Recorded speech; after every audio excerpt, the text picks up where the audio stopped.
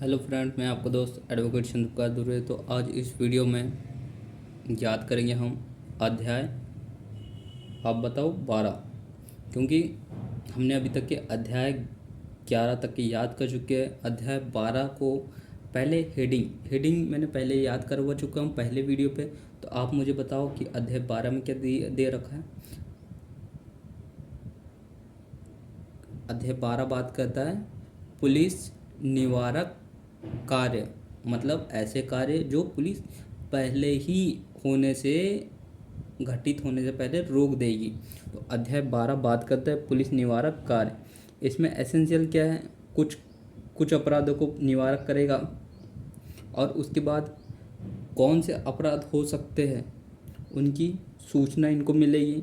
फिर इनके पास खुद से गिरफ्तार करने के राइट रहते कि कोई भी मामलों में ये क्या कर सकते गिरफ्तार, और ये अगर कोई आदेश दे तो उसको बाध्य होगा मानना। तो हम अध्याय 12 को याद करते हैं। अध्याय 12 में क्या है, पुलिस निवारक कार्य। पुलिस कुछ अपराधों को होने से पहले गठित करेगी, कंप्लीट करेगी। तो पहला कि पुलिस संज्ञेय मामले में होने वाले अपराधों का निवारण करेगी। संज्ञेय मामलों फिर संज्ञेय अपराधों को किए जाने की परिकल्पना की सूचना इनको होना चाहिए। और फिर ये सब पता होने पर ये पुलिस उन्हें गिरफ्तार कर सकती है। और फिर लोक संपत्ति को हानि पहुंचाने पर भी ये निवारण करेगी। और उसके बाद हम याद करते हैं कि ये अगर आदेश निकालते हैं तो उसको मानना भी बाध्य होगा। एक बार आप भी देख लीजिए कि धारा 12 पुलिस निवारक कार्य ये अपराधों का निवारण करेगी। इनको संज्ञेय अपराधों की परिकल्पना सूचना मिलने पर गिरफ्तार करेगी, किसी भी मामले में गिरफ्तार कर लेती है और इनके आदेश को मानना बाध्यकारी होगा। ठीक, तो अध्याय 12 हमने याद करें। एक बार अध्याय 11 और अध्याय 12 एक साथ बताओ। अध्याय 11 हमने याद करे थे, जल्दी बताओ।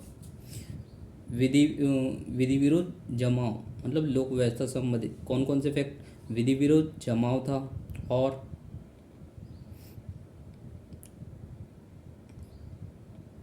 क्या था, और इसमें था तत्काल मामलों के बारे पे, और अचल संपत्ति में विवाद से संबंधित और न्यूसेंस से संबंधित। तो ये फैक्ट उन अध्याय 11 से संबंधित थे।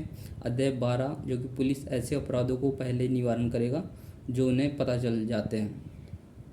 तो पहला अपराध का निवारण करेगा। सेकंड है कि कौन कौन से अपराध हो सकते हैं उसकी परिकल्पना करेगा। फिर उसके बाद अगर कोई व्यक्ति मिलता है तो उसको गिरफ्तार कर सकेगा और लोक संपत्ति की हानि का निवारण कर सकता है। और उसके बाद अगर ये कोई आदेश देते हैं तो उस आदेश को मानना हमारे लिए बाध्य होगा। ठीक है, इसी प्रकार हम नेक्स्ट वीडियो में याद करेंगे अध्याय 13 जो कि बहुत इम्पोर्टेंट है। अध्याय 13 पहले मुझे बता दीजिए इसका हेडिंग क्या बात करता है। इतला और अन्वेषण के बारे पे। तो ये अध्याय बहुत लंबा है, तो इस अध्याय को हम याद करेंगे बहुत इजी भाषा में, ताकि आपको पूरे अध्याय में क्या क्या दे रखा है वो आपको पहले याद आ जाए। फिर उसके बाद धारा याद करेंगे, एग्जाम ओरिएंटेड फैक्ट याद करेंगे।